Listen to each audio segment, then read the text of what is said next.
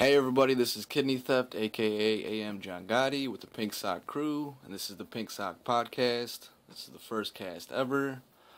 This will be somewhat of an introduction to the team and what we're going to be doing with the podcast and just with the channel. And then the rest of this discussion will be just on gaming community loyalty and developer loyalty, which means, just loyalty from developers to the people that buy their games, the people that give them the money for them to develop new products, and how that's how our thoughts have progressed over time through different developers, through different games, through different companies, and just how we kind of feel on the situation. It's kind of a tricky situation, but I'll get into that later. Anyways, the introduction part. Basically, we're just, we're a group of creative people that just love gaming. We're huge gamers. We've always been gamers. Whether we have obligations to our families and all that, jobs and school and all that type of stuff, we still always come back to gaming. All that stuff is important and that comes first, but, gaming is always going to be there regardless, because that's just, it's super fun to us. It's not only a distraction and and something fun to do, like entertainment wise, it's also a hobby and something that could possibly make money. So we're obviously very passionate about that, and that's kind of why we that's why we do our thing. That's why we are all together, because we're all passionate. We're all crazy creative people. But anyways, this crew in particular, the Pink Sock, we started in Grand Theft Auto 5. We kind of just came together through a bunch of different sources and just kind of formed a group, and then it just became something official after a while, and it just melded well together and just went from there. Half of the crew actually is from our affiliate group, which was actually our starter group, Aftermath Gaming. They're kind of like the professional Call of Duty portion of our friends in our group and our business. We've been... Man, that group's been gaming for quite a long time, since we were way younger, younger men. We started out with Bungie and the Halo games, and we got really hardcore into them, and hardcore into the community, into fan art and pictures, and just enjoying the games, for everything that they were worth. And so we got really big into that, and that just kind of progressed over a while, and then things change, people change, so on and so forth. So we splintered off, and though that is still its own group, we eventually went our separate ways. Nothing bad, just different people, different places in life. Anyways, so I ended up finding these guys, creating a good friendship with them, creating a brotherhood. So we ended up creating the Pink Sock crew out of that. So some of the members are still are from Aftermath Gaming, still loyal to those guys also, but this is the more current, I guess, more current iteration of everything. Yeah, that's basically it for that portion. The rest of the guys are guys that we found in game in GTA, and also just close friends that I've known for years. So it's just a mixture of people from different backgrounds, different ethnic backgrounds, different countries even. Just different upbringings. That's kind of why the group works so well, is because we have so many different kind of like different colors to this color scheme. Like so many different pieces that just kind of make the whole better. Kind of like a pie with a bunch of different ingredients that somehow fucking work. Yeah, so we've all been gaming basically for all of our lives. Some of us are a little older, some of us are a little bit younger, but generally all of us have had gaming in our lives at some point, whether it be, like mobile gaming, for the younger cats, or for us older folks, we've been, gaming with Nintendos and Segas and, even Ataris and, shit beyond that. So, we've always had that in our lives. We always will, too. It's just kind of, it's our thing, though movies and art and, everything else, all the other entertainment aspects are within our lives. Also, gaming just seems to take up a nice portion of that. Not only will we be doing gaming topic podcasts and different videos, we'll also be doing topics on entertainment. We'll also get into movie reviews, and we'll get into group discussions, and not only specific with like developer and just like company videos, but then also branching out from that and getting even deeper. When we get into the movie sections, we'll get into, you know, directors and actors and so on and so forth. So anything, any entertainment aspect we're going to be getting into, we'll definitely, we'll be getting balls deep, as they say. So there's going to be tons of content coming out from us, you know, so on and so forth. We're going to we'll get everybody introduced. We'll get videos from everybody. You know, we'll start getting things together shortly. It'll take a little bit of time because we're just kind of ironing out the kinks, and you know, there's also the point that you know, there's people, like I said, there's people in different countries. We have all those limitations, so we'll have to get around those. But ultimately, we're gonna have a ton of shit for you guys to enjoy. You know, videos, audio, you know, fan art, just different, you know, just creative shit all over the place. So, you know, just keep checking back to the channel. You know, I'll have my channel. You'll be seeing this. There'll be an official channel, and then you'll see, you know, everybody else's channels. They'll eventually have theirs too. So it'll expand out. It'll start small, and it'll eventually be, you know, it'll grow to something quite big. So yeah, so look, I look forward to that, and I hope you guys look forward to it too. You know, as always, definitely, you know, with any channel, just try to get into everything. Try to make yourself a part of it. You know, always comment. If you got any questions, please ask questions. All of our information will be in the description. You know, our DeviantArt art page for the crew will be up there, as well as my links, my email. You can send me some emails if you guys have any questions about anything, or if you want to start a discussion, or just whatever. We want to make this a community, so we want to make all, you know, everybody that views this, anybody that views any of the videos, for that matter, becomes a part of the group. They're not just somebody who watches something; they're actually taking a part of, you know, taking part of something more important. You know, your voice can be heard. It will be heard. It will be, you know, like, we'll actually give a shit. So feel free to comment, ask questions, you know, bullshit, whatever. Suggest something, you know, if maybe there's something we could do better, you know, definitely shoot us a line, throw a comment up. Definitely follow us, subscribe, do whatever you can to support us. You know, word of mouth, tell everybody, you know, tell everyone you know, and just whore us out if you can. But yeah, so definitely, you know, we'll be getting to a lot of crazier content as the days go on. But just for right now, we're just kind of setting things up, like setting up shop and just getting all the kinks worked out. And then after that, we'll get to a lot crazier, you know, a lot crazier activities and stuff. And we'll start featuring people. I want to do stuff where, you know, we'll be able to give out prizes. We'll be able to give out fan art and sketches, you know, different cool things like that. Maybe eventually we'll have, you know, forums and all that stuff, but that's way down the line. I mean, like I said, we're still just starting out, so just please look for anything else that comes out. You know, like I said, subscribe, follow, all that jazz. To the main topic, I guess, would be appropriate now. Gotten past the introduction. So what I really wanted to say was, like I said earlier, developer and community loyalty, where that basically just means, you know, whatever video game developer creates a video game, not saying that, not necessarily just the publisher or just the developer, basically just the whole, everything as a whole, the parent companies, everything together that puts out the game, because everybody that's involved, you know, every hand involved still takes blame for mistakes and so on and so forth. Still, it takes all the good acclaim also, but so basically it's just loyalty from, not only from us to them, because yeah, we have to be loyalty to brands also, because, you know, that it works both ways, but their loyalty most importantly, because, you know, yeah, we do pay them and we do make their world go around. Their content, their quality of content provides that balance.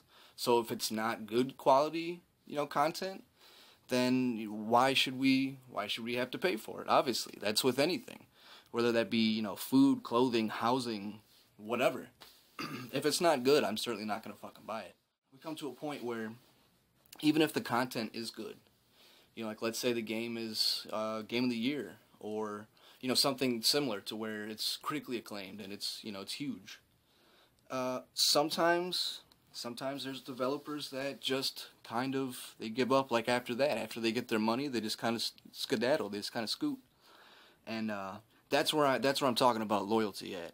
Like, once we fork over that $60 for that game, we expect, we expect not just that game, we expect continued support, continued communication, like we expect that $60 to pay for more than that disc. I mean, maybe that's not what developers see it as, but that's how we see it as consumers. And they're consumers themselves, so I would assume that they would also, view it the same way. Not only are we paying you $60, but like I said, we're giving you our loyalty in the brand. We're telling people about your game. We're playing it constantly. People are doing streams. People are taking screenshots, pictures, making wallpapers, fan art, all that stuff. That's devotion. We're really taking your IP and we're making it, we're deepening it. We're giving it more depth, obviously. So there should be loyalty there, because we're already, it's like, since we love your product, we're going to give you just as much love back. It's not just the products that's getting love, it's you also. We're going to thank you for that great thing you've put in our lives. If you don't provide us with, the necessary loyalty, then why are we going to come back? If you're not loyal to us, then why should we be loyal to you as a company, your parent companies, the publishers, the brand itself, the game, whatever? There comes a point where some companies just feel that it's okay to put out a subpar product and get full price, or put out something that's decent and then they just leave afterwards. I can't stand that. I can't stand when a developer, gets their cash, basically drops all DLC and just scrubs their hands of the situation, even though there's a huge community. Most likely there's a huge community in place. And yeah, there's a lot of games where you go in understanding that the community base is probably not going to be that deep, and that's understandable for some games, because that's just how games are. And some games are created in that form, which, if you're a true gamer, that's fine. You know what that is, and you're just, either you like it or you avoid it, whatever. But if you're putting millions and millions and millions of dollars into your game and you're trying to make it a blockbuster and you want it to be a household name, you want it to be like Pepsi, you have to be a little bit more in-depth than just, dropping a few DLC and hoping for the best and saying thanks once in a while. Like, yeah, that's great, but to be something, to be a great publisher and to be a great developer, you have to go above and beyond. And that, that's with anything, really. That's with any service industry, or anything for that matter. Anything created, it's the same situation, whether it be, clothing or a game or whatever. So there's these situations recently in the last few years where certain developers and certain publishers have made an ass ton of money, and they have bailed on their communities. And it's become almost like an MO, where a modus operandi, where that's just a thing that they do and people just accept it. And that's another thing too. It's just, there's a lot of crazy shit happening in video games that, yeah, ultimately it's first world problems. It's not that big of a deal, but I see it, I see it as, it's still our money. It's still important to us. So ultimately, I think the issues need to be fixed regardless. I mean, it's, it's still an industry. So there's, there's these problems lately that have been happening, and I don't want to go too in depth with too many different developers and publishers. I kind of just want to go into a few that we've experienced personally, and just kind of, say our views on them, or at least, from where I view that we come from as a whole. I can't necessarily give you a 100% factual opinion from the other guys, but I can kind of give you a gist of what we feel. Don't quote me as saying that this is what they think specifically, but this is generally kind of what we all feel. We all, we all love many different game types. We try everything: first-person shooters, MMOs, RPGs, strategy games, RTSs, all that types, everything, board games, whatever, mobile games, apps. So we've kind of gone through the gamut. We've tried a lot. We've loved a lot. We've hated a lot. Just with everything. With movies, it's kind of the same situation. There's a lot to choose from. So there's a lot of turds, but there's a lot of really good quality games out there too. So we continue to constantly go through this phase of testing, just to, I mean, to get to that point where you can say, hey, I have this list of games that are absolutely like life affirming, like life changing. This is the highest art form that gaming could be. Like that's something. So that being said, we've tried quite a few. Bethesda Bethesda is the developer of a lot of great AAA titles. And so, they've made quite a few games that we've enjoyed, specifically the Fallout series and Skyrim, or just the Elder Scrolls series. So in particular, we got into Fallout 3, Fallout New Vegas, which are two different titles, and then for Skyrim, or for Elder Scrolls, it was Skyrim, and then all the other subsequent DLCs for that too. So yeah, like Fallout is a great title. Fallout in general is a great franchise. So is Elder Scrolls, specifically Skyrim was awesome. Fallout 3 was awesome. New Vegas was really good, I thought. Had a lot of crazy stuff in it. So two really good titles, pretty good quality games. Garnered a lot of awards, and rightfully so. They were pretty good games. So we got balls deep, as we say. We got super into it.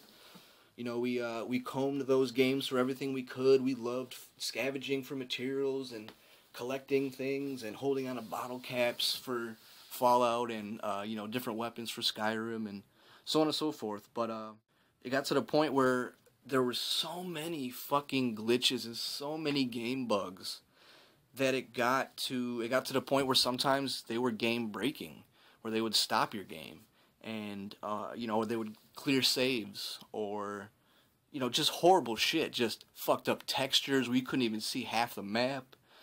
Some of the geometry was gone. Just you'd fall through shit. There's holes in geometry, like they wouldn't seal the UV maps, or they wouldn't seal the whole entire mesh. So there's holes where some of the plates should have been. So there's like whole chunks missing, so you would fall through a mountain and either be stuck in the middle of nothing, or you'd die and lose some shit or whatever. I mean, there's just all these crazy bugs, and yeah, every game comes out with bugs. I mean, that's, that's understandable. That's a thing. It happens. Nothing can be perfect. It's totally understandable, and that's acceptable.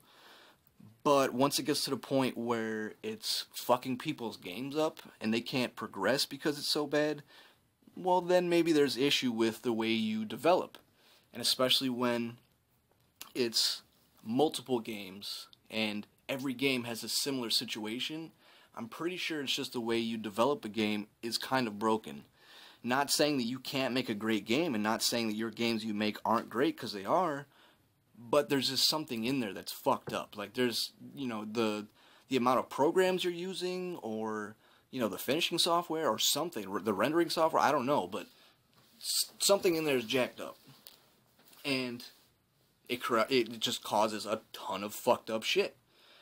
And it's so numerous and so random that it's almost impossible to figure out. So I think that's kind of what their view is. Like, hey, we'll just put it out, we'll figure it out from there, and then we'll just kind of sew up the issues, sew up the holes.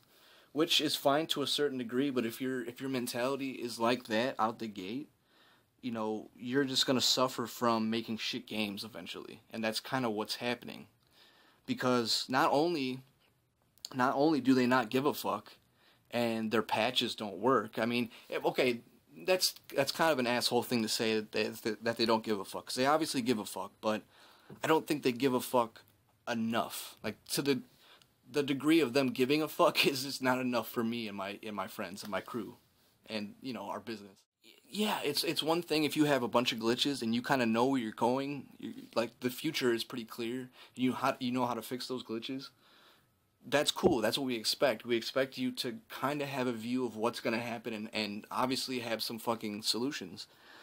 But when it's consistently, like every single time you put out a game, you already know you're going to have a fucking ass ton of problems, and that you're just waiting for somebody to find it first.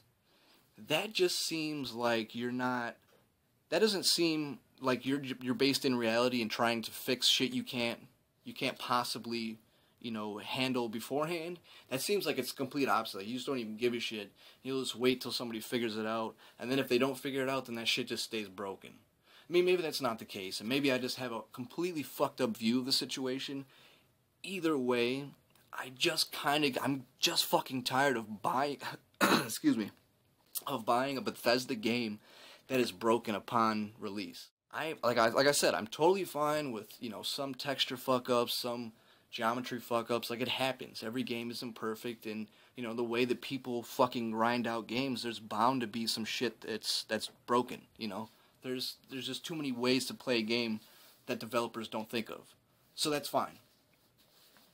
But if you're just shoehorning your materials and you're just using all your assets and just kind of reskinning stuff, retexturing, because I've seen that from Fallout to Skyrim, there was actual enemies that were just reskinned, and they could tell me all day that that's not the case, but I get balls deep in those games. I know those textures, I know those character models. Like, don't bullshit me.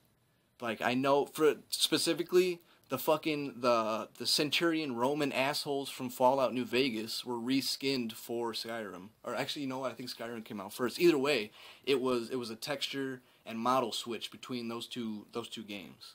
And if you look at, because it's kind of weird that both games that are completely different from each other, that don't take place in any of the same time for like universes, have the exact same character models and even textures with just different colors. That's super fucking weird. It's obvious that they're just using their assets to just, I mean, yet again, it's understandable that you want to make things faster for your team and cheaper, so you kind of use older assets sometimes. That's understandable, but not to that degree when it's so fucking obvious and it's like right in your face. So these little things, these glitches, and the fact that every game is extremely glitched, and, you know, like, you come out the gate knowing it's fucked, and you're kind of accepting almost, like in the press, you're almost accepting of it, you know, that really is worrisome. That's not somebody just trying to deal with, you know, holes. That's somebody just really not giving a shit and just leaving holes open until they're found. I mean, I don't know, that's bad business for me, because after a while, people are just going to get tired of going through the same bullshit over and over again. It's just you know, get up in the morning, my game's fucked up, I hear some bullshit from the developer, go back to sleep, wait for the same shit tomorrow. And if that happens every release, you know, that pedigree that says something, you know. That shit is serious. And if that happened in any other industry, in any other type of business, you know, people would be fucking freaking out constantly. But since it's video games, it's not really considered as serious as anything else, even though this fucking industry makes billions of dollars a year, more than, I think actually now it's making more than the movie industry. But, you know, nobody sees it as being as serious, so these kind of, you know, these claims and these complaints don't really go anywhere. Which, that's fucked up, but that's just hurdles that we're going to have to deal with as a gaming community as a whole. But, hey, whatever. And, you know, it's not just Bethesda. It's many other developers. I don't want to just say that it's them, and I don't want to say that they're a shitty developer, because that's not what I'm trying to say. I love their games. You know, I love their IPs. I think that the way that they handle their IPs is fucked up. But I wouldn't say that they're a 100% evil company, because they aren't. I mean, they're not. I can't say that, and I don't want anybody to misconstrue what I'm saying. I love their games, I love their ideas, but I just think they need to change up the way they do things before it gets to be you know, a real fucking problem. That's all it is. You know, they're kind of on, like, the lesser side of this situation. Now, our team is, well, not so much anymore. A few of our team members still play, but our team was huge into Battlefield 3. You know, we were always in the Battlefield. We loved DICE for the fact that there was destructibility, cool-ass weapons, just, you know, the sound was really good, textures looked good. The fact you can blow up a fucking wall was just insane. Like, that was unheard of in that scale. I mean, yeah, there was other stuff you can blow up in other games, but you couldn't take down a whole fucking house. In Bad Company, you could take down an entire, like, village. Like, that's insane. So, you know, we got balls deep into DICE, and then eventually into Battlefield 3, where we really got serious with it. It was going to become, it was going to become something very serious for us, money-wise. We were thinking of getting, going pro with it. And we were really good. All of our guys were really good. Yet again, it was that situation where developer loyalty failed. It fell off after a while. Like, it was super strong in the beginning. DICE was really cool, about trying to fix problems, rolling out patches, hot fixes, all that type of shit. They were super good about it, really cool about communication. And then DLC started rolling out. That was the turning point right there. The DLC started falling out, and then the communication started falling off. It wasn't as like in depth. It wasn't as consistent. And then the more we got into the DLCs, the more that there were. Obviously, every time you put in a new DLC, that's like putting shit. I don't even know what to use in this situation. It's basically just putting something that's very untested in something that's already solid. So you put something that's very untested and like unknown into something that's solid. That solid thing, it's bound to fuck up. There's going to be issues because they're two different things at two different stages. So that it's not going to really coincide completely.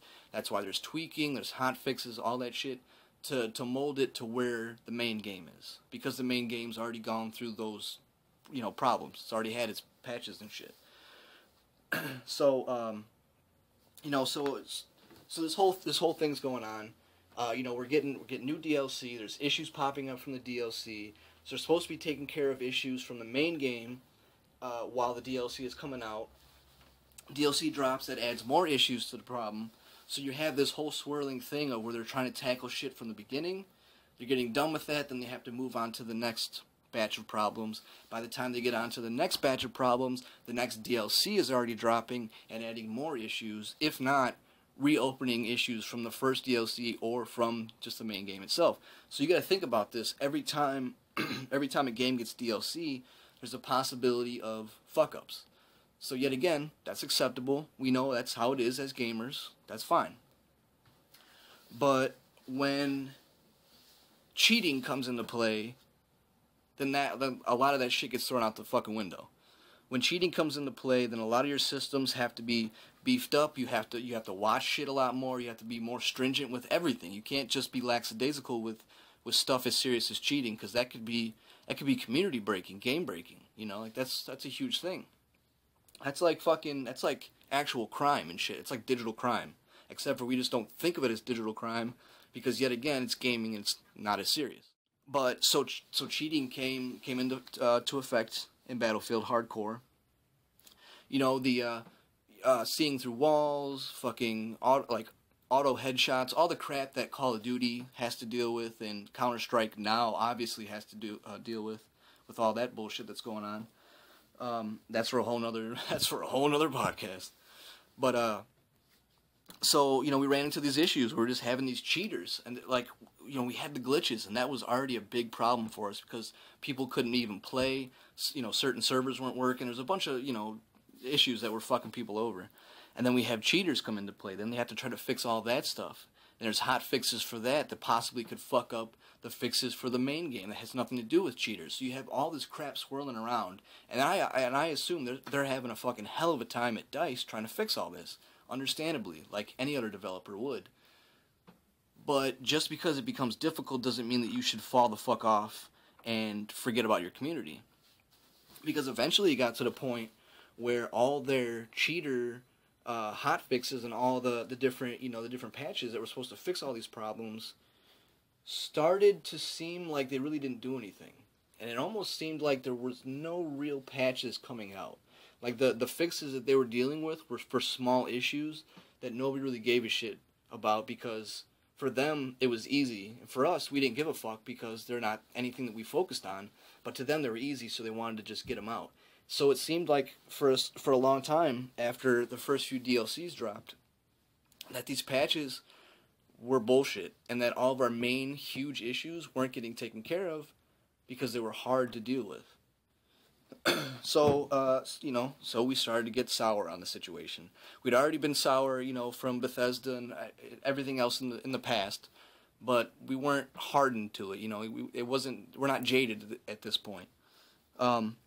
So you know, we kind of hung out, kind of tried to get through it, still try to show Dice love, and then eventually, the last DLC drops. We don't hear shit from Dice. You know, the community is still going hard, but Dice doesn't really want to talk to us. We're asking questions about, you know, fucking, about cheating, about patches. They don't really give a shit. Well, it turns out they don't give a shit because they're already working on the next game. They're already working on 4. And the fact that they went straight from 3 to 4 goes to show why 4 was so fucked up. Because it was basically like another shoehorn. Let's just use the same shit over and over again. Let's just try to shoehorn old assets into a new game. Specifically, I mean, you could, like, literally, when 4 dropped, you could compare Jeep sounds. They were the exact same audio file between the Jeep from 3 and the Jeep from 4. I mean, that's not a huge thing, and that sometimes happens, you know, like that happens often.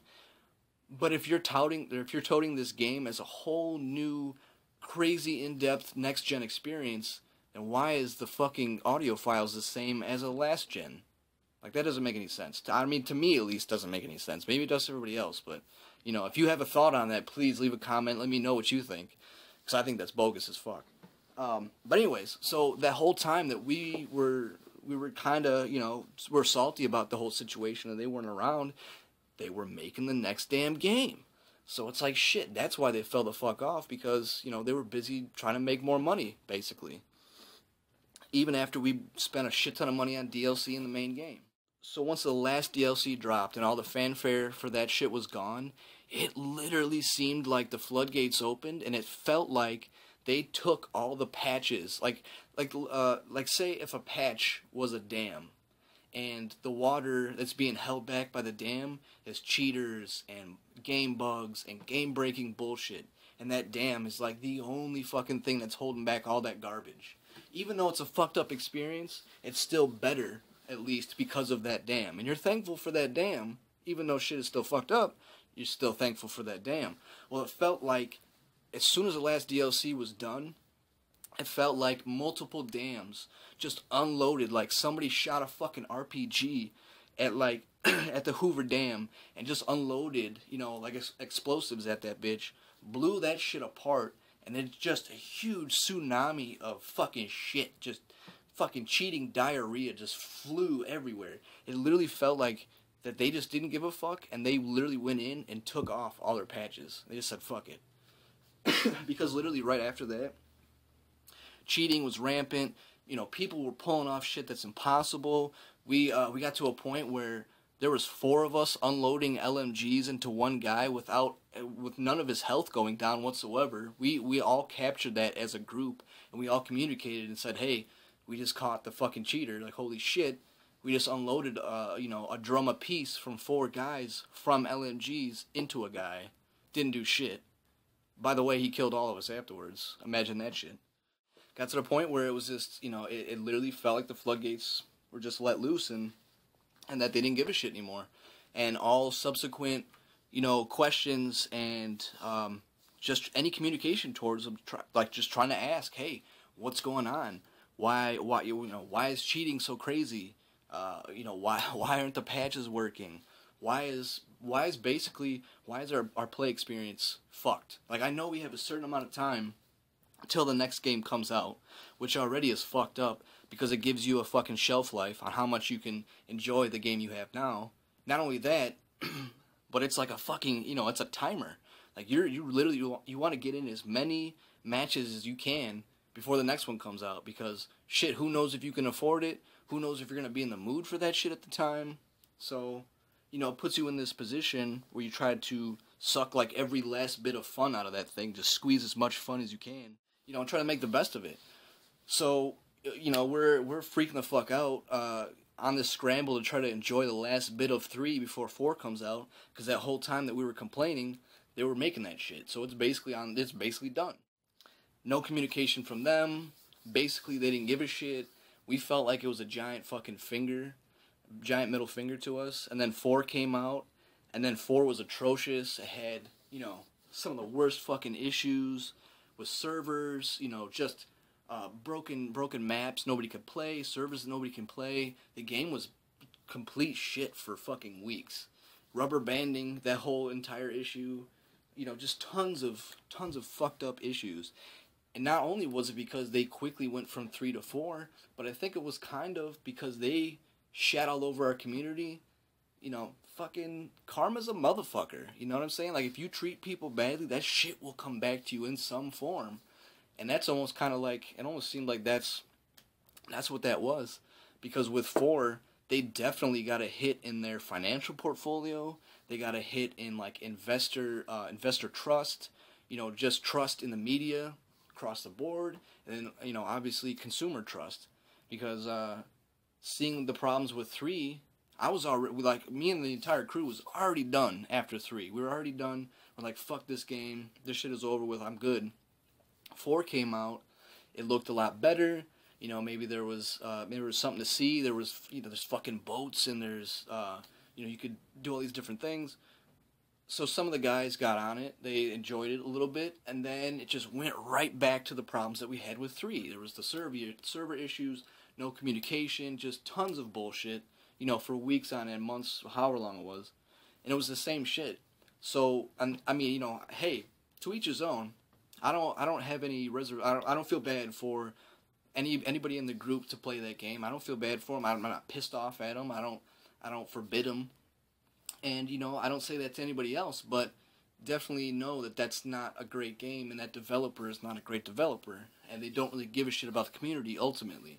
Everybody cares about you when you have money in front of them. As soon as that money's gone and in their pocket, they don't give a shit. That's unfortunate, but that's just kind of how the world fucking works. It's, it's a capitalist society. So, I'm completely done with DICE, and I'm done with Battlefields from here on out, because I know it's going to be the same bullshit every game. Just like how Call of Duty has become. It's basically the same fucking game year after year with some, some new paint and polish. That's basically what Battlefield's becoming. And, it's unfortunate because shooters are great games, and the FPS genre is an awesome genre. And I think that's got a lot of FPSs in general. I think that's the type of game that got a lot of people into gaming. Obviously in the 80s and in 90s there was Doom and Quake and all those different types of, offshoots. Counter-Strike became huge, like that shit. Shooters really got people into it, so it's unfortunate that these things are happening to the shooter genre, because that's such a huge, huge marketplace. But yet again, it's not just DICE, and like I said, they make good games. They just have, they're like Bethesda. They make good games. They just have a shitty way about making them, and a shitty way of finishing them, and because it wasn't really a finish to me. It never felt like, I always kind of felt like for Battlefield, I felt like I was left, still wanting something. I didn't feel, there was no closure. It was weird. It was like a fucked up, like, gaming relationship. It was fucking weird. But I don't want that shit to happen again, because, if I invest myself in something, I expect it to invest itself right back into me. So if I don't get that same return, then I don't even want to fuck with it. Because, it's kind of a shitty thing to say. It's sort of selfish, but if I'm going to invest my money, I certainly want my money's worth. I think I'm entitled to that, as well as the rest of the group is too, and they feel the same way. That's anybody in general. So we fell out of Battlefield, and, we played a lot of other games, but nothing really caught our eye. So then we got into Grand Theft Auto 5. I love the GTA games. I've always loved them. Even from the top-down GTA 1 and 2. The old school just cars, basically, in a little guy you can barely even tell is a guy. That shit was bomb. And GTA 3 really rocked everything. It changed everything. It was huge. So, we really, really got balls deep into that game, and it was beautiful. I think some of the pieces of that game are the best out of anything, even fucking next gen. I'm pretty sure that GTA has the best water the water dynamics, graphics, the water animation. They have the best water in gaming. That's a huge thing to say, and we pay attention. Shit, just looking at the new Uncharted 4 trailer, that water looks like shit compared to GTA. And that's on next gen, and I'm talking about GTA on 360. So that says a lot. So, there's a lot of good It's a lot of good qualities to those games. Not only is there the hilarious adult humor, I mean, that's all of us, cussing, dirty, all that shit. That's us. So we fall into that. Our favorite comedians are similar, so on and so forth. The action, the reality of society, and drugs, gangbanging, corruption, all that type of shit. Like, just everything together is a good mix, and it's always been a great game. And especially now in GTA 5 I think that's like the best that the series has been. It's come a long fucking way, I have to say. So that's how we fell into it. We fell into it like wholeheartedly. A great fucking game. We got balls deep. There was ways to take pictures in game that really spurned our creativity, because not only were we able to love the game to tell people about it, we were able to like show our love physically through awesome ass pictures and to show our devotion. So we enjoyed the community. We enjoyed we enjoyed Rockstar, the social club. So we started taking hardcore pictures. We started, just doing everything we could think of. So we just went really fucking hard with that game, and it got to the point where we were getting recognized by Rockstar. A lot of our pictures got a lot of fame, not only by Rockstar, but just art communities all over the place, DeviantArt, so on and so forth. But specifically, we got several of our pictures on the social club from Rockstar, which is a huge thing in my book. And so that spurned us even more. Like, we were already excited, but then let alone Rockstar features us. Like, who the fuck are we? Though we know we're something, to them we're not shit. So the fact that they featured us was like, wow, that's huge. And the fact that we kept getting more features, like, oh shit, that's huge. So that really kind of showed us, like, oh man, loyalty is here. This is the community for us. So we stayed, and we made the best of it. Tons of fan art, tons and tons and tons of pictures, tons of setups. It got to the point where we literally were treating them like photo shoots. We cleared the entire, like, we'd kill any asshole in the area so we can clear the areas for our photo shoots. We'd have proper lighting. We'd just use all the tools in our tool bag to create these fucking pictures. Like, we really took it and ran with it. And I mean, not saying that nobody else in the community did, because there was a lot of great pictures there, a lot of great creative people. But I think that our spin was just, even though it was a little twisted and a little violent, I think we had a very creative, kind of different spin on things, and I think that's why we got mentioned a few times. Specifically, we were the first crew to do the cargo tank, where you take a cargo bob, which is the supply helicopter that has a hook on it, and you could carry things around, anything like metallic and heavy you can pick up. So we took a tank, and I was actually inside the tank. We had somebody flying the helicopter, and we had somebody taking pictures of this whole debacle. So there's somebody on the ground taking pictures, there's somebody flying the helicopter, and then I was in the tank shooting. We had a whole bunch of stars on us, and we were unloading on, I was killing police helicopters as we're flying away, trying to evade them. I'm spinning around, blowing them out of the sky with the tank. So that's just kind of how our crazy, twisted style went, and that's why we got those mentions, because we were the first crews to start doing crazy shit. And then subsequently, everybody started doing that. And the funny thing was, I captioned that cargo tank. Well, that's what that's called now. From our crew, we coined that, basically. So that whole thing together created this huge, this ball of love. We just loved Rockstar and GTA, and it was a great community. And we felt like we had something that was really ours, and that we were going to make, we were going to start streaming, doing YouTube videos. We're basically going to do what we're doing now with Destiny with GTA. Unfortunately, that never panned out because GTA went crazy pretty quick, unfortunately. So this is kind of where Battlefield was the turning point. Rockstar and GTA is our real. This is our epiphany. This is where shit flips, and this is where, if we were gaming boys in Battlefield, GTA, Rockstar, this is where we kind of became men, which is a weird thing to say, but we're definitely more mature, and we know more about the industry now after going through a lot of the shit that we've seen through that debacle, even though that was just, last year it came out. So basically what happened with that was, there was this whole promise of heists, where you would be able to do a similar situation as the heist in the main campaign, except for you do it online with your friends, and you and your friends would be able to set up these crazy large-scale heists online. So that was the thing, was that you couldn't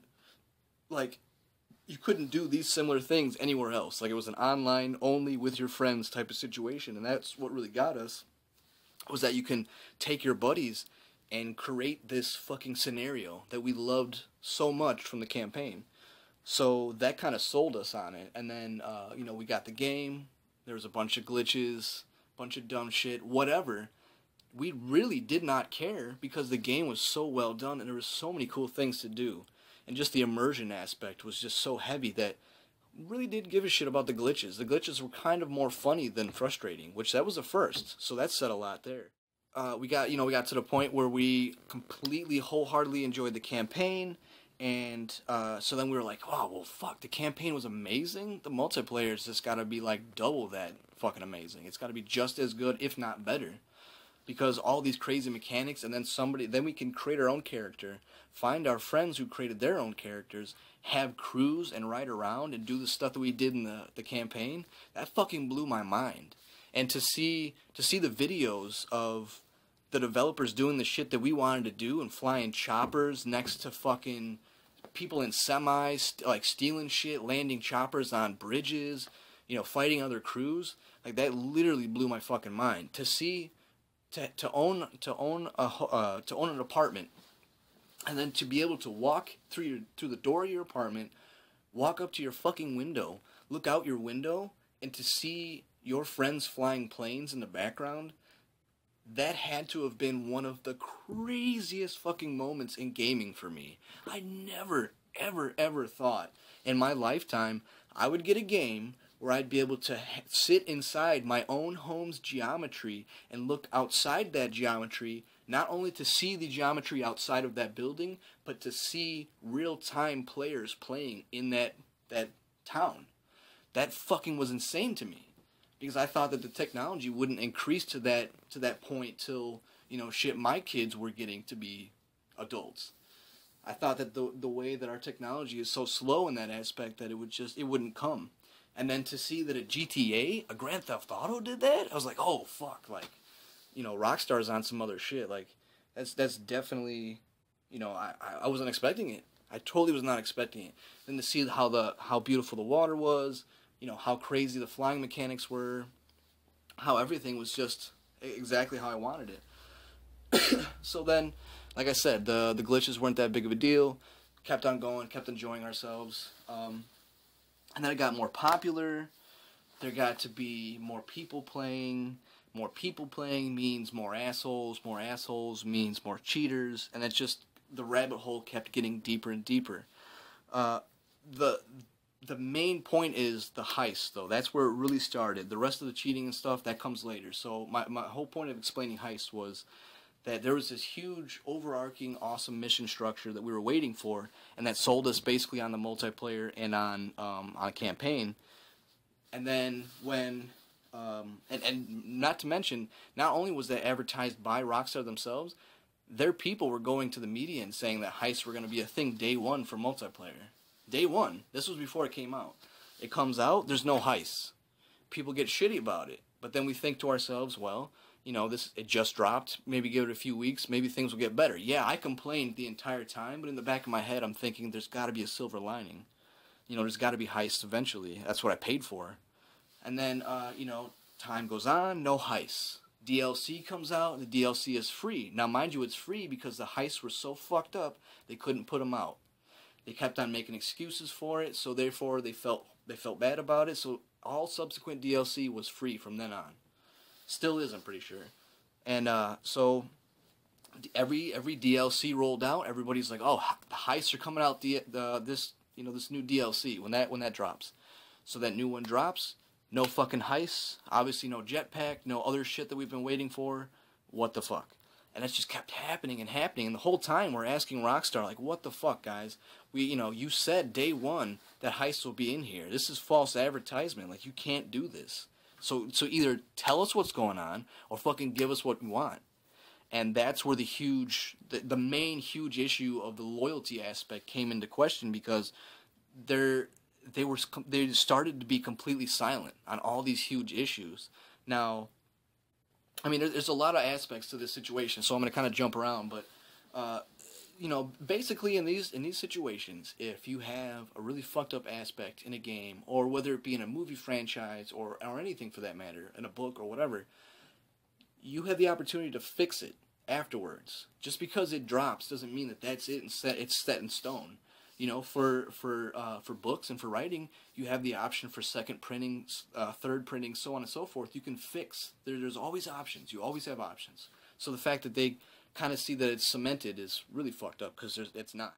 There's the aspect of we're getting screwed and there's no communication, and like it got to a point where if it's gonna be fucked up and you're gonna have all these problems, if you're just gonna communicate, if you just tell us what's going on, we can be fine with everything else. We can deal with it all as long as we're abreast of the situation, as long as we know what the fuck is going on. If we have knowledge of the situation, then we can rest assured that things will be fixed, because at least we know what's going on. If you take away that communication aspect, everybody's just sitting around with their thumbs up their ass, just hoping for the best, and it's all conjecture from there on. It's all rumor. Nobody knows. So that entire time we're just constantly we're just bitching at them. It started off nice at first. It started off like, hey, we love your games. We know that shit's hard. Making games is hard. It's fixing things in a game is not an easy task. So on and so forth. Don't worry about it. But please, let us know what's going on. And it started off nice.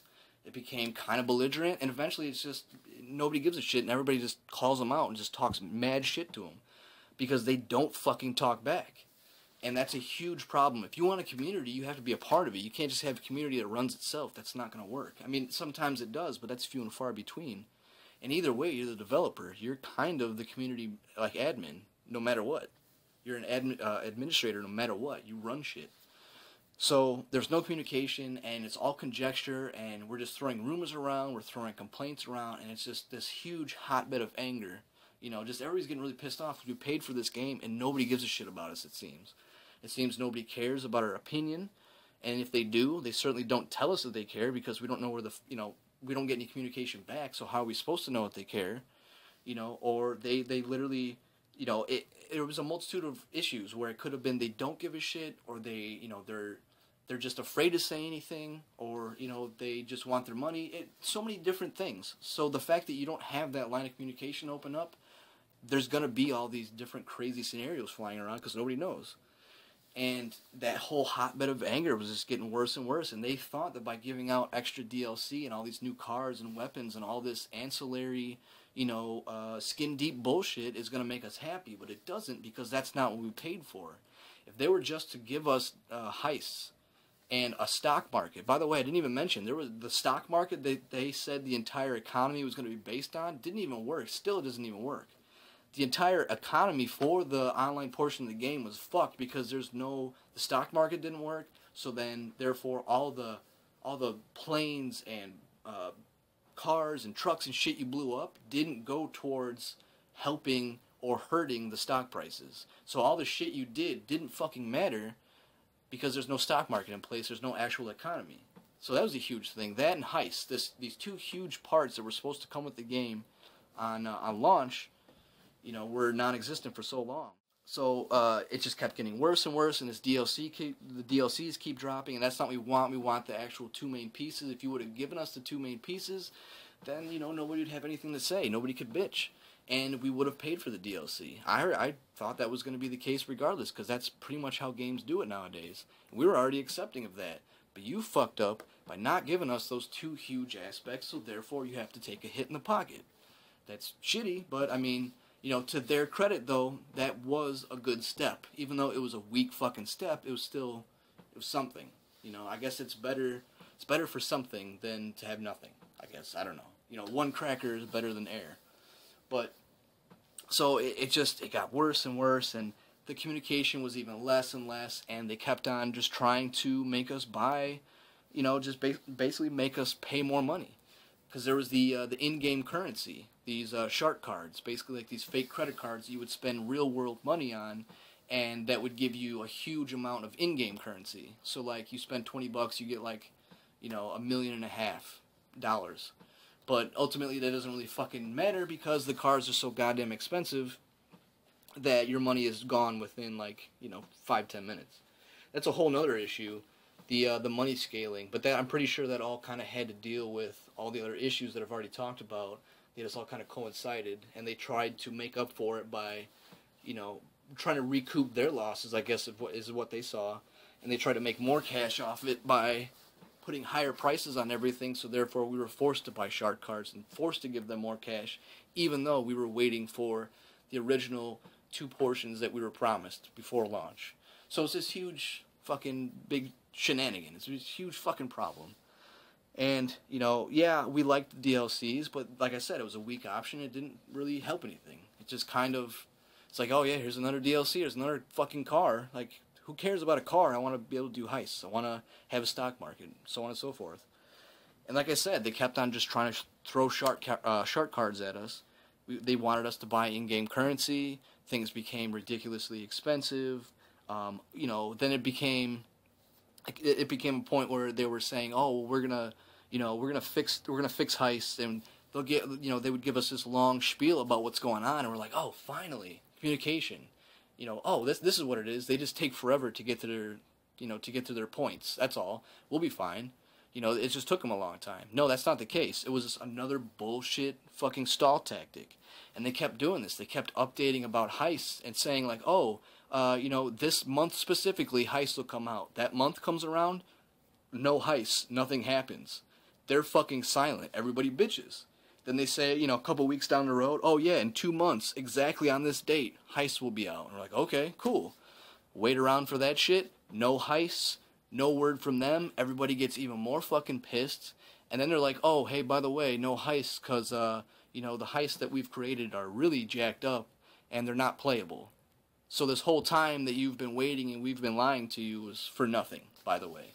So then we're like, what the fuck? Are you serious? So then we literally throw our fucking hands up and are like, well, I don't know what to fucking do now. Like, are you basically saying we're not getting heists? Silence. They wouldn't even answer questions from their initial response. So everybody was like, well, what the fuck do we do? And then, you know, like I said, shit got worse. Cheaters started to fall into the mix. Glitches started getting worse.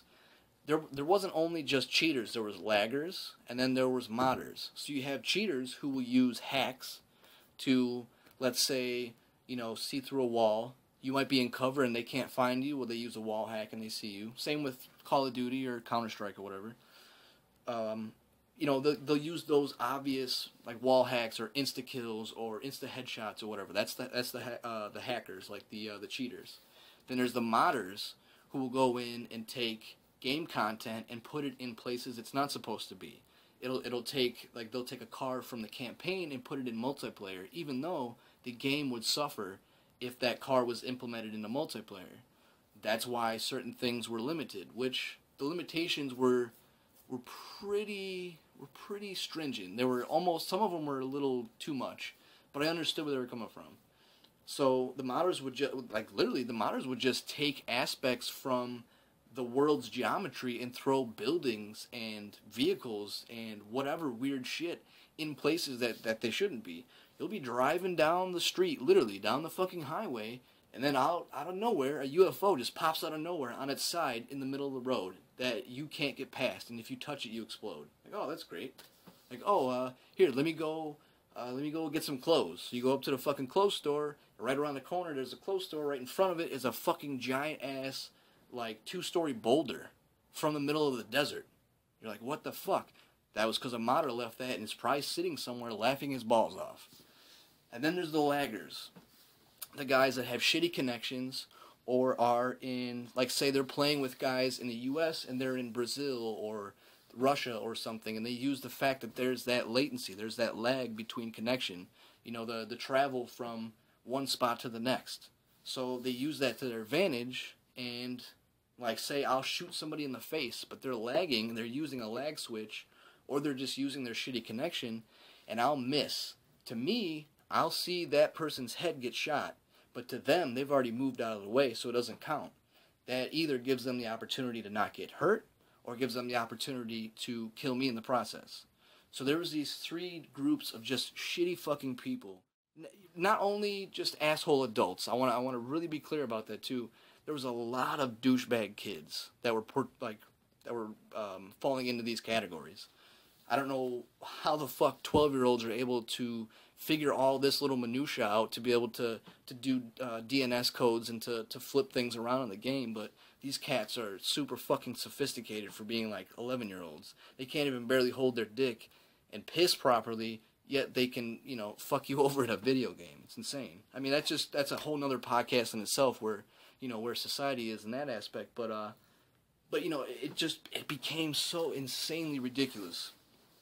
You were constantly trying to ask help, trying to ask Rockstar to help us, help do something about the cheating, help do something about the glitches, help do something about the content that's missing. And they were silent, and that was their MO. They were just quiet all the time. They just didn't give a shit. They got their fucking, $1 billion or whatever it was, their huge giant chunk of change. They were getting constant other chunks of change, nice amounts of money from the shark cards and from whatever else, from other people buying new games even after that billion mark was reached, And literally, it was just it was a shitstorm. They didn't give a fuck, they didn't communicate, and they just kept taking money, and they kept throwing shark cards at us. It was like a communication every once in a great moon, and it had nothing to do with anything we wanted to talk about. The support pages didn't do anything. All their support staff didn't fucking talk back to people.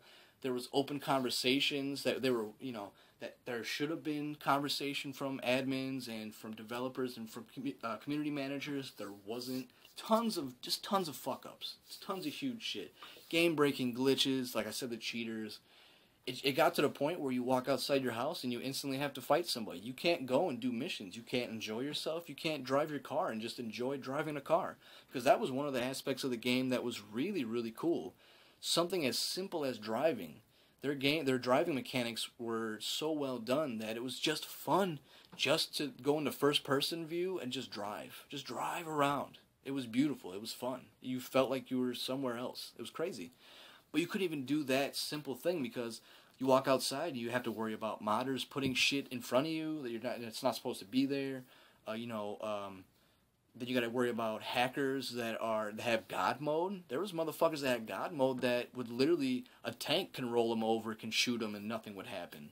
Then there's assholes that were spawning in tanks constantly. They were spawning in, helicopters constantly. People that were...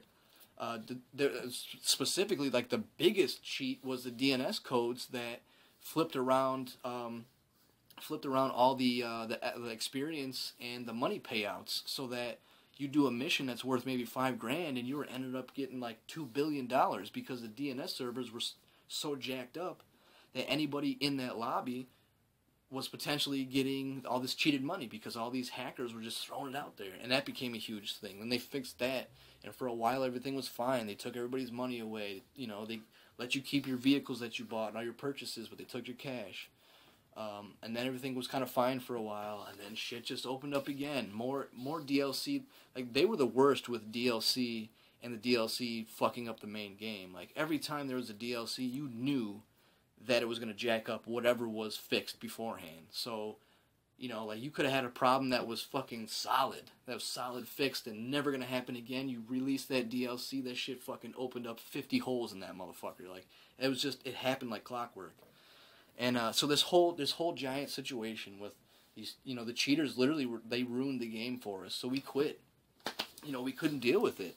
It just got to the point where it wasn't fun anymore. It was too expensive to try to play the game. You couldn't do anything fun or get anything new unless you literally wanted to put your whole entire fucking week nonstop into grinding, or buy those shark cards. And grinding, it wasn't even a grind like an MMO, like you would expect a grind to be. It was a god-awful, not fun, didn't pay out anything grind. It was a grind that should never be in any game. It wasn't an MMO grind whatsoever. But yeah, so it got to the point where it was expensive to play, and it wasn't fun. You know, you had to fight people all the time. Then you had to go spend all your money to get more ammo to fight somebody again, and it was just so fucking stupid. And there was people inside of bridges that were shooting you while you drove over them, but you couldn't hit them because they were modded in, or not modded. They were glitched inside the bridge.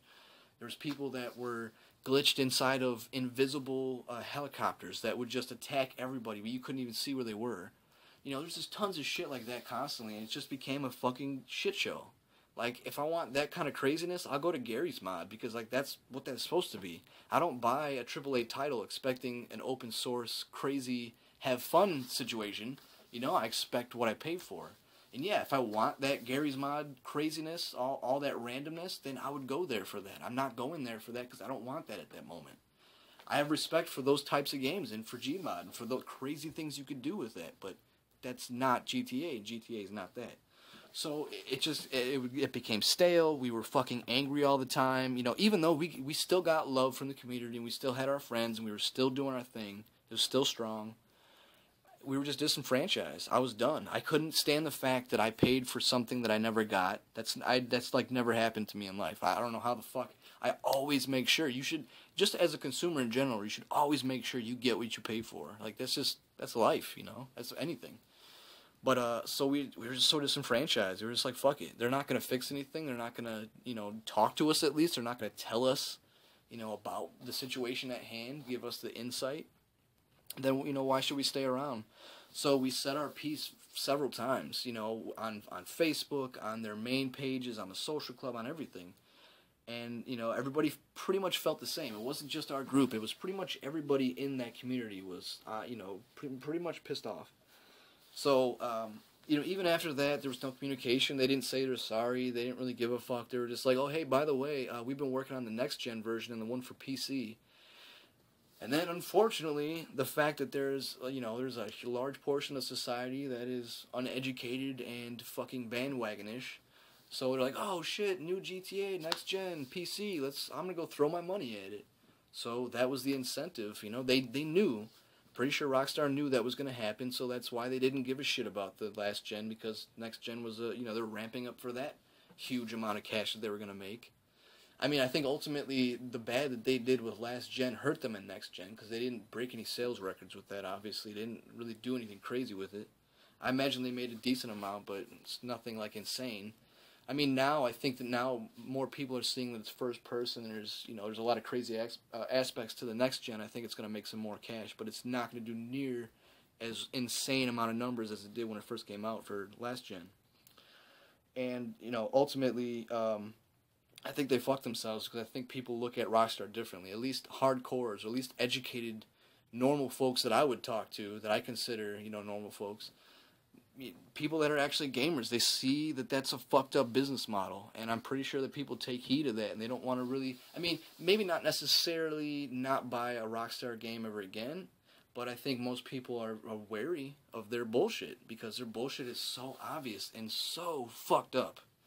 And what really cements that is they're such a huge company, and they have such a good pedigree with great community and great games. So the fact that they dropped the ball and they really fucked the dog this hard, that really goes to show, like, where they're at, you know, like where they're at mentally and business-wise. So I think that's going to change a lot of people's perspectives on you know, on their view, like how they view that company. You know, I for one, I'm good with Rockstar. I don't want to buy their products anymore, because I see that they're money grub, you know, just like fucking EA and Activision. Those are publishers that act the way that like the bad shit that I'm talking about. They do that all the time. I mean, it's unfortunate that those publishers are very money hungry, and they're kind of like the Hollywood, you know, like mainstream, I guess. So therefore they're afforded that because they have so much cash. But you know, they kind of let other studios do that. You know, they let developers get kind of lax because they're so fucking lax themselves. Because it's for the general audiences. It's not for the people who buy it. It's just for everybody. So there's that issue. You know, Ubisoft had that issue with Activision. Or no, it was EA. I think it was EA. Activision, I think, is having issues with Bungie and Destiny now. But so basically, like, you know, Ubisoft had that whole thing where they had the basically we're like they lied to us. They gave us something different than what we bought. The whole false advertisement thing. When with Rockstar specifically, everybody was on that. Like, how are you getting away with this? This is illegal. Any other business would be fucked right now. False advertisement is a huge thing, and there's lawsuits on that shit all the time. So how the fuck are you getting away with it? How did Ubisoft get away with it? Their gameplay videos were insanely detailed and beautiful, and then the game that they gave us was subpar and was just gray. It was gray, just looked like shit. It was not the game that they portrayed, and they tried telling us, well, we had proof that was how it was going to look. We had videos out there, and it's like, no, dude, no, you didn't. The only thing that they try to tell us, like, basically their stance was, you could have watched Twitch and you could have seen other people playing it to know that it was subpar, and that's your fault. But then you already fuck yourself, because those people have to buy the game to do a Twitch stream. You already failed, because those people have to buy a piece of shit game to show other people not to buy it. They've already bought it, and they're already fucked. You already fucked them, so you already lost in that argument altogether. It's over with. The fact that it's a subpar game and you had no official material showing that it was subpar, that's your fault, and you should get fucking sued. But they didn't, and they won't. EA, Activision, they back their companies, and they have tons of money to do so. So that's, until it becomes more mainstream and more accepted, it's not going to be. It's just going to constantly happen. So we've had many of these companies. This comes back to loyalty and community loyalty. We've had all these games that we really love, but just don't show us the love back, and that fucking hurts, because we put so much into these games. Like, games are there because you want to escape reality, or you want to see something different, or you want to see something that's crazy and beautiful, or whatever. There's so many other aspects to it. Games are not. Well, I mean, I don't think they should be just made for money. Like, it's an art form. So when we put our whole souls into art, because art, you can easily give yourself away to art. It is so easy. I'm an artist myself. I can tell you, easily you can give yourself away to art. You can fall into a gallery of paintings and never fucking leave. That is easy as shit to do. But when you take that aspect away, when you take that heart and soul out of it and shit, it's not the same anymore. It's not, like, if you were to take the heart and soul out of your most favorite aspects of entertainment and life and shit, it's bland, it's dead, it's not there. So when we put our all into something like that, we want it back, because we get balls deep. We go in. We love these products and these IPs, and we love the people that make them. It's not only love towards the characters and the products, we love the motherfuckers that are able to give us these experiences, because that's huge. Just the same way as you love the painter that gives you the painting, because the painting is amazing, but the person who did it is even crazier, because that dude does that shit all the time. So that's the whole aspect. It's a fucking relationship. And if you can't give your side back, then what the fuck are we in it for? Like, let's just break up. You know what I'm saying? Like, it's an easy solution. But we've had all these different developers and these different games that have kind of fucked us over, and we're not going to be those bandwagon people that are just going to take it up the ass and just, allow it to happen. If I can't get it to stop generally, I'm not going to take part in it. That's my stance, and that's our stance as a whole. If we can't stop it, and we can't stop our own torment, I guess, then we're just not going to even get into that situation whatsoever. So that means not buying the products, not supporting the companies, not even talking about it in a good light. I mean, yeah, it's one thing to talk about nostalgia and some of the good memories you have, because that's bound to happen. There's so many good games out there. But I'm definitely going to talk about nostalgia with a grain of salt, like, just kind of maybe with a filter now with these companies, because they've fucked us over so hard. So that's kind of where I'm coming from. Like, we've had these experiences that have kind of jaded us. We're a little jaded now, but I think it's for the best, though, because we don't waste our money, we don't waste our time, and we're able to tell other people about it and try to maybe, kind of change their views on consumerism in that aspect, because it doesn't just stop there at entertainment and consumerism. you should always want to have the best for yourself in any aspect of life. You shouldn't just let people walk over you, because you're never going to be happy. How the fuck can you be happy if somebody else is always shitting down your throat? It's just it's never going to be good in life. So, it doesn't just apply to games, it's to everything. You shouldn't just be complacent. Especially something that fucking hurts you in some way. Now we've come to a point where, we've gotten past a lot of that stuff, and we found new games, we found new activities, so on and so forth. We all have our families and our jobs and our careers, all that shit to deal with. So we've gone down different paths, but funny enough, we are now focused on Destiny, on Bungie. A lot of the reason why I wanted to even do this as a topic is because Bungie is a great developer, and they have their pitfalls, they have their problems, but I think overall they're a really fucking good developer.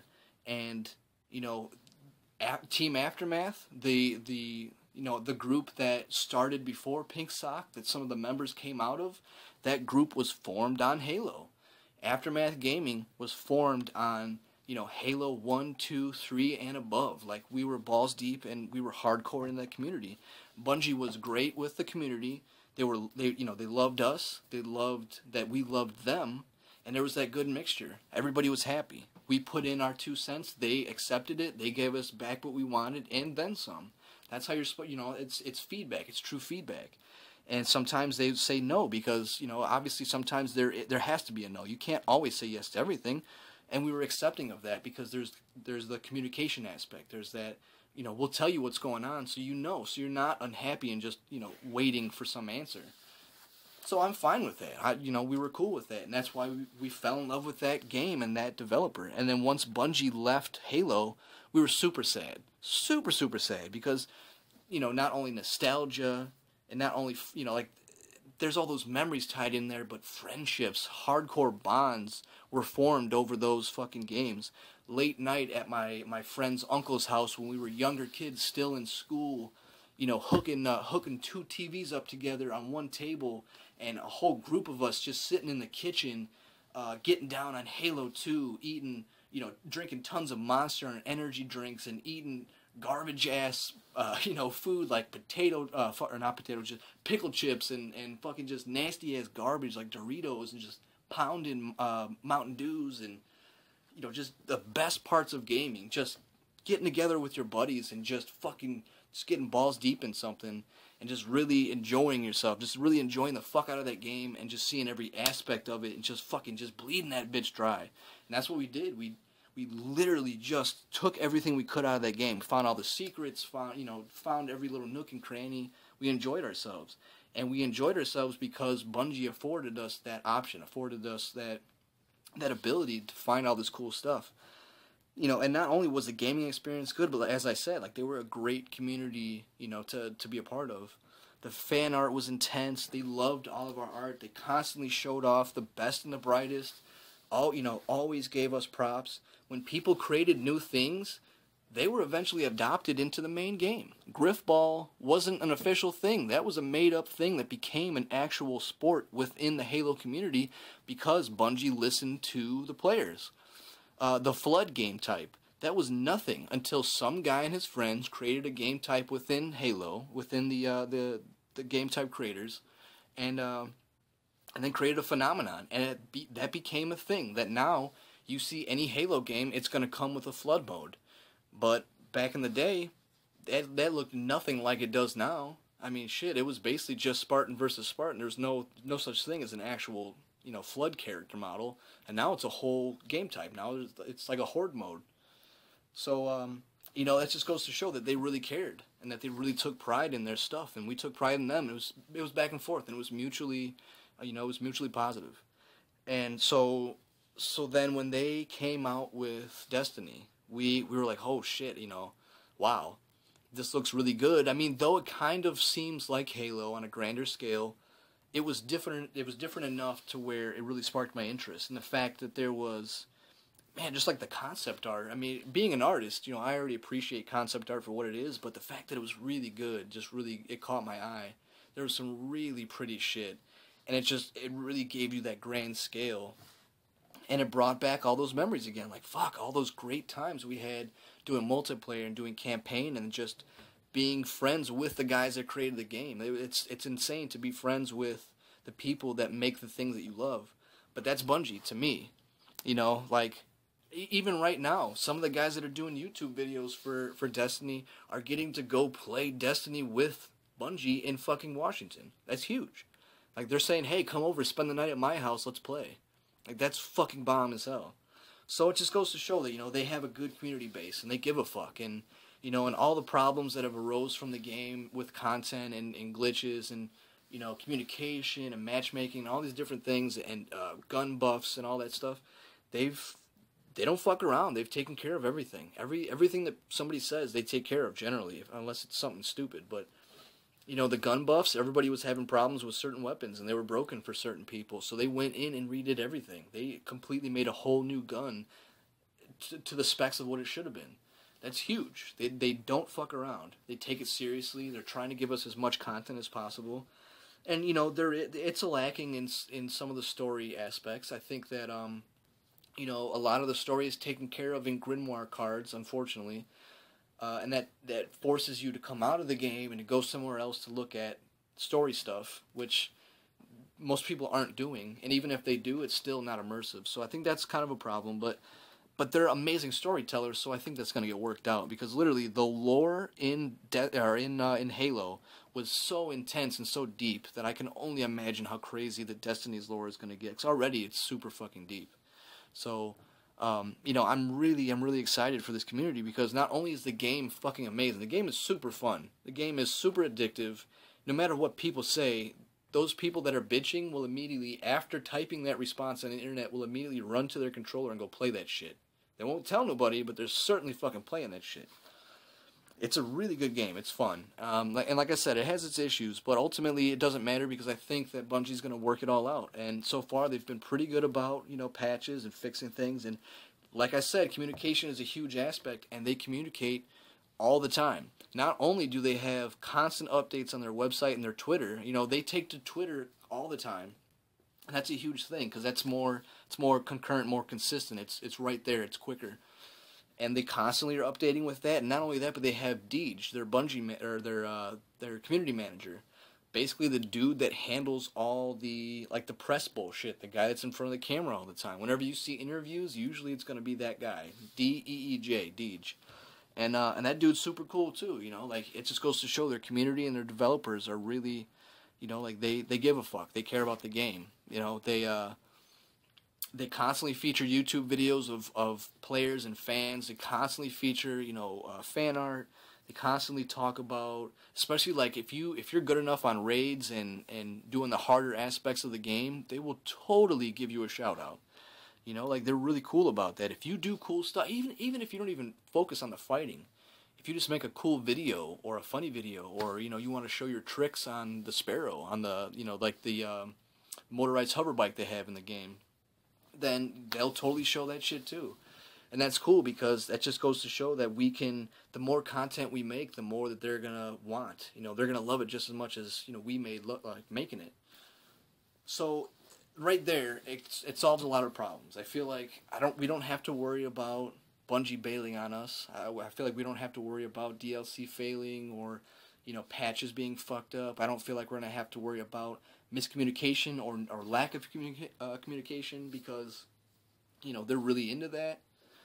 And just overall, I mean, they have a great pedigree. They've always been good about anything. Communication, play mechanics, DLC, you know, updates, everything all around they've been really good at. And it's just a fun experience overall, and the fact that everything's getting fixed just means that it's going to be even funner in the future because you're not going to have to worry about all these stupid pitfalls that you would have to worry about with other huge, you know, giant budget fucking studios. Not to mention that Bungie has, like, their Destiny, I'm pretty sure that's the highest budget of any game ever. I think it even might be higher than any... No, that can't be the case. I was going to say it might be higher than most movie budgets, but I don't think so, because I'm pretty sure movie budgets get pretty disgustingly high. If you know that, feel free to comment if you know that what the difference is between the highest movie budget and the highest game budget. Please feel free to throw some information down. But yeah, so I mean, they what, $500 million is the budget for the game, so that's a shit ton of money. And they made a shit ton of money. They're gonna make a shit ton of money more, but they're still in the game. They're still there communicating, still giving us love, and that's huge. So I mean, at least for now, I'm satisfied, and the whole team is satisfied, and we love Bungie, we love Destiny, we love the situation that it's at right now. So, for now, everything's good. Unless they fuck up on a grand scale and they start peeling back the layers and they're all a bunch of assholes and we never knew about it. Unless that's the case, then I don't think we're going to have any problems. And I think that things will be gravy in the Navy. But, and we're going to be doing new content from Destiny. We'll do reviews, we'll do gameplay videos and fan art videos and just just cool cut together videos of our fights and just whatever else. So a lot of the content's going to be Destiny related. So I wanted to bring them into this first podcast for that reason, because this will be kind of an introduction not only to us but to the fact that we're going to be doing that content. And just ultimately, I think it's going to be a good experience, and I think it just opens it up for more creative possibilities, because ultimately that's what it is. We're content creators, not only that, but we're actual creators because we're artists, and we're all fabricators, and we do all that crazy shit in our spare time. So I think this is going to open it up for a lot of good stuff, and I'm happy about this situation. Not only am I happy about all of us coming together and to doing to do these podcasts and to do these videos and stuff, but I'm just glad that we're all able to have this environment that fosters creativity. We've had so many fucking burns in the past. We just get so tired of that shit. But, so ultimately, I just wanted to comment about loyalty in the different gaming communities and, different developers and publishers. And I didn't really get too balls deep into, statistics and different dates and shit, because, I mean, that's not really... This is the first video. We'll get into more specific things later on. But I kind of wanted to just do a general, quick... This is our view, this is kind of how we feel about things, and also for people to kind of get a sense of, yeah, we cuss, sometimes we're dirty, we definitely have our own sayings for things, we have our own speech, so, you're just going to have to get used to that stuff, and I imagine most people will enjoy that shit, but, I generally just wanted to, just comment on this, and just to show you guys, hey, we're going to be coming with more stuff, and it will be meaningful content, too, so... If you guys subscribe and follow, it will be worth it. I trust, or trust me that it'll totally be worth it. And, not only are you going to enjoy stuff from us, but I can't wait to enjoy the comments and the funny shit you guys are going to start, saying, and the community we're going to build up around us. So, definitely, after you guys are done, definitely subscribe, follow us on Twitter, follow us on DeviantArt. I'll have all the links in the description. You can follow me on Twitter at KidneyTheft. You can follow me, or not follow me, you can check me out on Society6, my clothing gallery, society6.com/KidneyTheft. My DeviantArt gallery is kidneytheft.deviantart.com. And I'll have the rest of the information in the links. Alright, well, I just wanted to say thank you guys for this awesome experience. This was a great first podcast. I look forward to the next one after that, and the subsequent crazy ass stuff we're getting into. Like I said, we'll be doing movie reviews, probably some game reviews, video podcast, group cast discussions, all types of stuff. So stay tuned. Thank you guys for watching yet again. Appreciate everything, and stay tuned. All right, thanks guys.